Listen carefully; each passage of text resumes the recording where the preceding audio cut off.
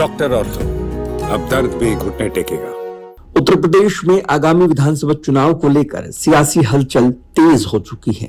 भले ही चुनाव में अभी समय बाकी हो, लेकिन राजनीतिक दलों ने अपनी रणनीतियों पर काम करना शुरू कर दिया है। इसी कड़ी में निषाद पार्टी द्वारा गोरखपुर में आयोजित एक रैली ने अचानक से राजनीतिक माहौल को गरमा दिया है। इस रैली का एक वीडियो तेजी से वायरल हो रहा है, जिसमें मंत्री संजय निषाद भावुक होकर रोते हुए नजर आ रहे हैं। इस वीडियो के सामने आने के बाद उनके राजनीतिक भविष्य को लेकर अटकलों का दौर फिर से शुरू हो गया है। गोरखपुर में आयोजित इस रैली के दौरान संजय निषाद का भावुक होना कई सवाल खड़े कर रहा है। वीडियो सामने आने के बाद सोशल मीडिया से लेकर राजनीतिक गलियारों तक ये चर्चा होने लगी कि क्या संजय निषाद एक बार फिर अपना राजनीतिक रुख बदल सकते हैं। इन अटकलों के बीच जब संजय निषाद से इस बारे में सवाल किया गया तो उन्होंने स्पष्ट रूप से कहा कि वे कहीं नहीं जा रहे और राष्ट्रीय जनतांत्रिक गठबंधन यानी कि एनडीए के साथ ही बने रहेंगे।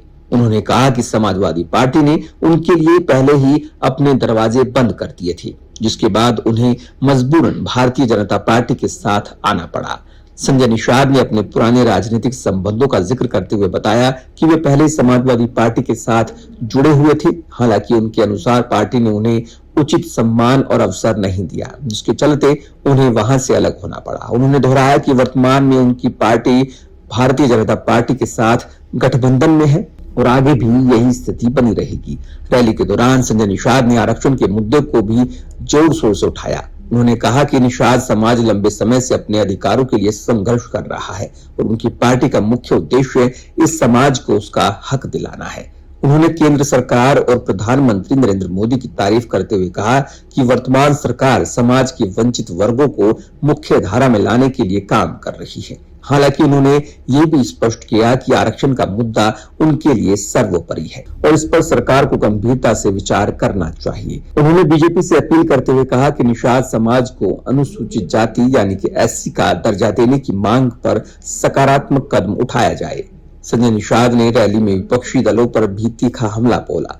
उन्होंने आरोप लगाया कि निषाद समाज का हक किसी स्वर्ण वर्ग ने नहीं छीना, बल्कि समाजवादी पार्टी, बहुजन समाज पार्टी और भारतीय राष्ट्रीय कांग्रेस जैसी पार्टियों ने वर्षों तक इस समाज की अनदेखी की है। उन्होंने कहा कि इन दलों ने केवल वोट बैंक की राजनीति की और निषाद समाज को वास्तविक लाभ से वंचित रखा। गौरतलब है कि संजय निषाद लंबे समय से निषाद समुदाय के लिए एससी आरक्षण की मांग कर रहे हैं और इसे लेकर उन्होंने कई बार आंदोलन भी किए हैं।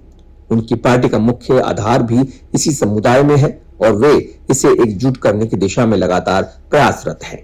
राजनीतिक जानकारों का मानना है कि गोरखपुर रैली और उसमें सामने आया ये भावुक वीडियो आगामी चुनावों के मद्देनजर एक महत्वपूर्ण संकेत हो सकता है। हालांकि संजय निषाद ने फिलहाल सभी अटकलों को खारिज करते हुए साफ कर दिया कि वे एनडीए के साथ ही बने रहेंगे और किसी अन्य दल में जाने का उनका कोई इरादा नहीं है।